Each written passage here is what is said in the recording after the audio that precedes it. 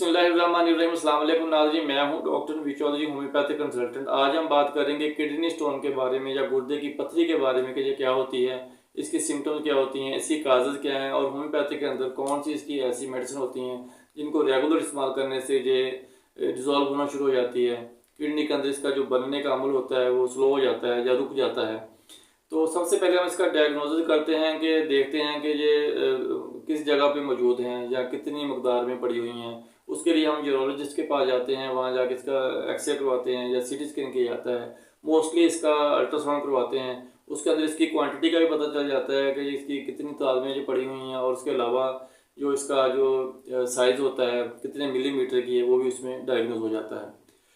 तो एलोपैथी के अंदर तो इसका लिथोट्रिप्सी के जरिए ही ट्रीटमेंट किया जाता है, जिसे हम लेज़र कहते हैं या शुआएं लगाना कहते हैं। तो उसके साथ उसके 1 या 2 सेशन करवाए जाते हैं, या अगर ये ज़्यादा मकदार में गुर्दे के अंदर पड़ी हुई हैं तो फिर मल्टीपल सेशन करवाए जाते हैं, तो जिससे ये टूट कर या रेजा रेजा होकर बाहर निकलना शुरू हो जाती है। तो इसमें लिथोट्रिप्सी में जो इसकी जो रेशो है ठीक होने की, वो जो 70 से 90% तक इसका जो सक्सेस रेट होता है। तो लेकिन होम्योपैथी के अंदर 100% ये मेडिसिन इस्तेमाल करने से ठीक हो जाती हैं। तो ये यूटर के अंदर जो किडनी स्टोन जो होती है या आके जो रुक जाती है, जब फंस जाती है, तो उसके लिए कौन सी मेडिसिन होती हैं। अगर ये किडनी के अंदर मौजूद है उसके लिए अलग से मेडिसिन होती हैं होम्योपैथी की, और अगर ये मसाने के अंदर चली गई हैं तो उसके लिए अलग से होती है। मैं सारी आपको इंशाल्लाह मैं डिटेल से आपको बताऊँगा। तो सबसे पहले इसको जो मैं आपको बताता हूँ, जो यूटर होती है वो क्या है, पेशाब की नाली जो वो कहाँ होती है, ये क्या होती है। ये हमारा जो किडनी पेल्विस होता है कि जो गुर्दों के नीचे एक ऐसी नाली होती है, ऐसा पाइप होता है जो नीचे जा वो ऊपर तो गुर्दे के साथ कनेक्टेड होता है और नीचे ये मसाने के साथ कनेक्ट होता है। तो एक ऐसा जरिया होता है जो पेशाब को गुर्दे से मसाने के अंदर लेके आता है। तो जब हम जो स्टोन जो होती है जब ये टूटना शुरू होती है, जब बाहर किडनी से आगे चलती है निकलती है, तो जो कई बार ये यूटर में आके फंस जाती है, रुक जाती है, जिसकी वजह से बहुत ज़्यादा पेन होती है, तकलीफ होती है, इन्फेक्शन होना शुरू हो जाती है। इसके पेशेंट को बुखार होना शुरू हो जाता है, यूरिन जो होता है वो क्लाउडी होना शुरू हो जाता है, पस आना शुरू हो जाती है, पेशाब के साथ जलन होती है। और सबसे जो मेन इसकी जो सिम्टम होती है वो पेशाब का बार बार या रुक रुक कर आना, थोड़ा थोड़ा करके पेशाब आता है, खुल के अच्छी तरह पेशाब नहीं आता। अगर हम पानी ज़्यादा इस्तेमाल करें, 3 से 3.5 लीटर तक पानी का इस्तेमाल करें, तो अक्सर ये जो इसके जो ज़रात होते हैं, जो टुकड़े होते हैं, वो प्रेशर के साथ निकल जाते हैं। लेकिन बाज़ औक़ात ये नहीं निकलते, इसके लिए फिर मेडिसिन की ज़रूरत होती है। तो उसके लिए जो आपको 3-4 मेडिसिन बताऊंगा वो आपने रेगुलर इस्तेमाल करनी है। आप देखेंगे कि जितनी भी पुरानी स्टोन बनी हुई हैं या यूटर में आके फंस चुकी हैं या वो मसाने में पड़ी है या वो किडनी के अंदर ही पड़ी हुई हैं, तो उनको ये आहिस्ता आहिस्ता ख़त्म करना शुरू कर देती हैं इंशाल्लाह। सबसे पहले मैं इसका आपको परहेज़ बताता हूँ, परहेज़ के बाद इसकी मेडिसिन बताऊँगा। परहेज़ में इसकी जो होती है, जो पत्तों वाली जो सब्ज़ियाँ होती हैं, जैसे पालक होगी, साग हो गया या बंद गोभी होगी, ऐसी चीज़ों से परहेज़ करना चाहिए। टमाटर के से परहेज़ करना चाहिए। इन चीज़ों से मकदार इसकी जो बढ़ना शुरू हो जाती है। तो इसको अगर ख़त्म करने के लिए हम कहें कि जो इसके कौन सी ऐसी खुराक होती है, कौन से ऐसे फूड होते हैं जिनसे ये ख़त्म होती हैं, तो जो सिट्रस वाले फूड होते हैं, जैसे लेमन हो गया, लीमू हो गया या किन्नू हो गया, माल्टा हो गया, ग्रेप फ्रूट हो गया, उनके ज़्यादा इस्तेमाल करने से, ये ख़ास तौर पे जो लेमन के इस्तेमाल करने से बड़ी तेज़ी के साथ ये डिज़ोल्व होती है, निकलना शुरू हो जाती है। तो जो प्रोटीन वाले फूड होते हैं, जैसे गोश्त हो गया ज़्यादा, वो कम खाना चाहिए। और जो जो जिनमें ऑक्सलेट ज़्यादा होता है वो चीज़ें कम इस्तेमाल करें। तो इसके लिए जो टेस्ट होते हैं उनमें यूरिक एसिड का टेस्ट करवाएं, कैल्शियम का, सीरम कैल्शियम का टेस्ट करवाएं, RFT करवाएं, रीनल फंक्शन टेस्ट, जिसमें क्रेटिनिन और यूरिया का पता चल जाता है कि अगर किडनी के अंदर जो स्टोन है, अगर वो ज़्यादा इन्फेक्शन पैदा कर रही है, वो हाइड्रोनेफ्रोसिस का मसला तो नहीं बन रहा, गुर्दों के अंदर उसकी सोजिश तो नहीं हो रही, तो ये बहुत ज़्यादा इशू बन जाते हैं उन लोगों में जिनका वो पुराना मसला होता है, जिनको काफ़ी सालों से जो बार बार बन रही होती हैं और निकल रही होती हैं, या लिथोट्रिप्सी के जो उनके जो प्रोसेस करवाए होते हैं 3-4 बार अक्सर लोग करवाते हैं, जो उसका जो साइड इफ़ेक्ट होता है उसकी वजह से हाइड्रोनेफ्रोसिस का जो प्रॉब्लम बनना शुरू हो जाता है, गुर्दों के अंदर सोजिश होना शुरू हो जाती है, तो उससे बचना चाहिए। तो इसके लिए आपको मैं 3-4 ऐसी मेडिसिन बताऊंगा जिनके खाने से अगर हाइड्रोनेफ्रोसिस का मसला है वो भी ठीक होना शुरू हो जाएगा। अगर किडनी के अंदर जो स्टोन पड़ी हुई हैं, यूटर में आ चुकी हैं, अगर तो किडनी के अंदर पड़ी हैं उसके लिए बर्बरस बल्ग्यूरस ड्रॉप्स होते हैं, आपने वो मदर टेंशन में लेने हैं क्यू ताकत में। उसके 10 कतरे दिन में 3 बार 1 कप पानी में डाल के पिएँ। और उसके साथ सारसाप्रिला मेडिसिन होती है, सारसाप्रिला क्यू ड्रॉप्स होते हैं, दोनों 10-10 कतरे मिला के आप 3 टाइम ले सकते हैं पानी के 1 कप में डाल के खाने के बाद। अगर ये यूटर में आके फंस चुकी है, इसके जो पीस हैं, इसके टुकड़े हैं, वो पेशाब की नाली में आके रुक चुके हैं, क्योंकि पेशाब की जो नाली होती है ये एक नेचुरल प्रोसेस है कि वो उसका जो काम करने का वो अंदाज होता है या तरीकाकार होता है, कुदरती वो सिकुड़ती है और फैलती है। तो जब ये यूटर के अंदर आके जब फंस जाती है, जब उसको सिकुड़ने का जो उसका मरला होता है वो वहाँ जब वो शुरू होता है तो बहुत ज़्यादा पेन होती है, ब्लड आना शुरू हो जाता है यूरिन के साथ, यूरिन रुक रुक के आता है, तो जलन होती है। तो उसके लिए अगर जब जलन हो रही हो और ये यूटर में कन्फर्म हो के जब इसका सीटी स्कैन करवाते हैं या अल्ट्रासाउंड में ये कन्फर्म हो जाए कि ये यूटर के अंदर जब पेशाब की नाली के अंदर आकर रुकी हुई है, तो उसके लिए हाइड्रेंजिया क्यू या हाइड्रेंजिया मदर टेंचर मेडिसिन बहुत ही अच्छी है, वो रेगुलर इस्तेमाल करें। उसको आप देखेंगे कि 5 से 6 दिन के अंदर अंदर ही वहाँ से ये निकल के डिज़ोल्व होके ये मसाने में आ जाएगी और फिर मसाने से आगे ये निकल पेशाब के रास्ते ये निकल जाएगी। तो उसके लिए हाइड्रेंजिया क्यू मदर टेंचर के 10 कतरे हर 2 या 3 घंटे के बाद रेगुलर देते रहें जब तक ये निकल नहीं जाती।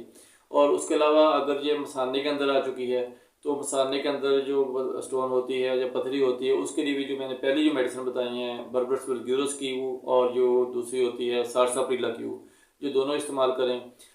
अगर आपको इसका डायग्नोसिस नहीं हुआ, आइडिया नहीं है कि ये किस जगह पे पड़ी हुई है, तो आपने अल्ट्रासाउंड नहीं करवाया, वैसे फील हो रहा है कि पेशाब रुक के आना शुरू हो गया है, जब गुर्दे में पेन हो रही है बंदे को पता चल जाता है कि दाएं या बाएं इसकी पेन हो रही है, या बंदे को पहले से देर से इसकी प्रॉब्लम होती है, बंदे को आइडिया होता है कि मेरे स्टोन की वजह से सारा कुछ हो रहा है, इसका एक्सरे नहीं करवाते, इसका जो सीटी स्कैन नहीं करवाते, तो आपको 3 ऐसी मैं मेडिसिन बता देता हूँ जिनको आप मिला के इस्तेमाल करेंगे। और उसके साथ जो इनकी मावन जो एक मेडिसिन चौथी होती है वो आपको बताता हूँ। ये 4 मेडिसिन ऐसी होती हैं जिनको आप अगर रेगुलर इस्तेमाल करेंगे तो ये स्टोन चाहे किडनी के अंदर पड़ी है, चाहे यूटर के अंदर पड़ी है, या मसाने में आ चुकी है, पेशाब की नाली में आ चुकी है, जिधर भी पड़ी है ये डिज़ोल्व हो जाएगी, निकल जाएगी और ख़त्म हो जाएगी इंशाल्लाह। तो उसमें वो 3 मेडिसिन आपने ऐसे इस्तेमाल करनी है। उनमें नंबर जो 1 होती है वो बर्बरस बल्ग्यूरस होती है, दूसरे नंबर पे सारसाप्रिला क्यू होता है, तीसरे नंबर पे हाइड्रेंजिया क्यू होता है। इन तीनों के आपने 5 से 7 ड्रॉप्स लेने हैं एक टाइम के। अगर 7 ड्रॉप्स आप एक मेडिसिन के लेते हैं वो 21 ड्रॉप्स तीनों मेडिसिन के बन जाएंगे। तो ये कह लेंगे तीनों में से 7-7 इसके ड्रॉप्स आपने 3 टाइम 1 कप या 1 गिलास पानी में डाल के खाने के बाद सुबह दोपहर और शाम लेने हैं। अगर तो तकलीफ ज़्यादा है फिर आप हर 2 घंटे के बाद या 3 घंटे के बाद भी ले सकते हैं, वरना इसको 3 टाइम सुबह दोपहर शाम लेते रहें। और उसके साथ जो चौथी मेडिसिन मैंने आपको बताई थी वो लाइकोपोडियम होती है। लाइकोपोडियम 200 आप लेंगे, वो इसके पेन को ख़त्म करेगी, इसको निकलने में मदद करेगी। तो वो अपने उसके 5 ड्रॉप्स रात को सोते वक्त एक बार लेने हैं, उसको 5 से 6 दिन लेने के बाद बंद कर दें। लेकिन जो मैंने जो 3 मेडिसिन बताई हैं इनको रेगुलर आपने 1 या 2 मंथ इसको इस्तेमाल करना है।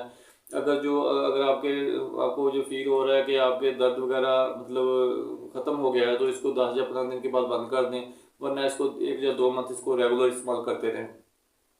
कुछ पेशेंट ऐसे होते हैं जिनको जो बहुत पुराना मसला होता है, 5-6 साल 7 साल या 10 साल से होता है, तो उनको मैं मशवरा दूंगा कि वो ये तीनों medicine hydrangea Q, berberis vulgaris Q और साथ इसके जो है सारसाप्रिला क्यू, ये तीनों के 7-7 कतरे मिला के 2 से 3 मंथ रेगुलर इस्तेमाल करें, बंद नहीं करनी। चाहे आपको यूरिन खुल के आ रहा है, किडनी में स्टोन नहीं है, नहीं शो हो रही या नहीं तंग कर रही है आपको, आप इसको रेगुलर लेते रहें। आप इसका अल्ट्रासाउंड करवाएंगे तो उसमें तो ज़ाहिर है वो थोड़ी बहुत जितनी भी उस मकदार में पड़ी वो नज़र आएंगी, लेकिन आप इसका 2 से 3 महीने इसका रेगुलर इस्तेमाल करें। और उसके साथ जो मैंने आपको परहेज़ बताया है टमाटर का, पालक का, साग का, वो ऐसी चीज़ों पत्तों वाली जो सब्जियाँ होती हैं जिनमें ऑक्सलेट ज़्यादा होते हैं उनका वो आप परहेज़ करें। और चावल जो होते हैं ख़ासतौर पे अक्सर जो पेशेंट होते हैं वो पूछते हैं कि चावल खाने से जो स्टोन है बढ़ जाती है। अगर देखा जाए तो मेडिकल की रूल से या साइंटिफिक अगर इसका अकॉर्डिंग देखा जाए तो मेरा नहीं ख्याल कि चावल खाने से ये इसका कोई ताल्लुक है, या चावल खाने से बढ़ती है या पेन होती है। ये हो सकता है कि अगर आपके किडनी की वजह से मसाने में या यूटर में अगर इन्फेक्शन हो चुकी है तो तब उसके बाद जब आप चावल खाएंगे तो वो उनको बढ़ा सकती है, लेकिन चावल खाने से बढ़ती नहीं है, जो बनती नहीं है। तो इसलिए आप चावल कभी कभार ले सकते हैं, लेकिन जो मैंने चीज़ें बताई हैं उनसे परहेज़ करें। नमक का खास तौर पे इस्तेमाल कम करें, नमक ज़्यादा खाने से भी ये ज़्यादा हो जाती है। तो नमक जो है वो किडनी में जाके जमा होना शुरू हो जाता है, ऑक्सलेट के साथ, कैल्शियम के साथ जो इकट्ठा होकर जब जमा होता है तो उसकी फिर स्टोन बनना शुरू हो जाती हैं।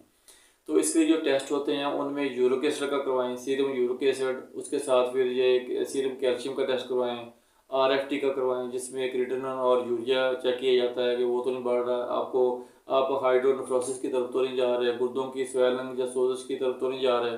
अगर वो फील हो रहा हो तो थोड़ा बहुत अगर टेस्ट नॉर्मल आता है तो फिर उसका साथ ट्रीटमेंट कर लेना चाहिए। उसके अलावा फिर इसका यूरिन कंप्लीट का टेस्ट करवाएं, उसमें आपको पता चल जाएगा कि पास आ रही है या ब्लड आ रहा है या और ऑक्सीडेट आ रहा है, कैल्शियम आ रहा है, एल्बुमिन आ रही है। अगर कोई भी चीज़ उसमें आ रही है तो उसके अकॉर्डिंगली फिर इसका ट्रीटमेंट उसको अगर चेंज करना पड़े तो बंदा कर लेता है। लेकिन मैंने आपको जो 3-4 मेडिसिन बताई हैं, इसमें अगर कोई चीज़ भी खारिज हो रही है, जैसे भी पथरी है, कैल्शियम की है, फास्फेट की है, सोडियम की है, कोई भी पथरी है वो इससे ख़त्म होना शुरू हो जाएगी। आप आंखें बंद करके इन मेडिसिन को इस्तेमाल कर सकते हैं और इनसे फ़ायदा उठा सकते हैं। मेरा ख्याल है कि आपको काफ़ी सारी इन्फॉर्मेशन मिली होगी और आप इससे फ़ायदा भी उठाएंगे इंशाल्लाह। तो नेक्स्ट जो वीडियो होगी जो नई मैं आपको बना के आपके साथ शेयर करूँगा, उसके साथ मैं दोबारा इंशाल्लाह हाज़िर हूँगा। तो कोशिश कीजिए कि मेरे चैनल को सब्सक्राइब कर दें और लाइक और शेयर कर दिया करें ताकि ज़्यादा से ज़्यादा आप लोगों को इसका फ़ायदा हो, दूसरे लोगों तक भी पहुंच सकें और मेरी जो नेक्स्ट वीडियो होगी वो भी आप तक पहुंच जाया करेगी इंशाल्लाह। तो कल हाज़िर हूँगा नई वीडियो के साथ, तब तक के लिए इजाज़त दीजिए। अल्लाह हाफिज़।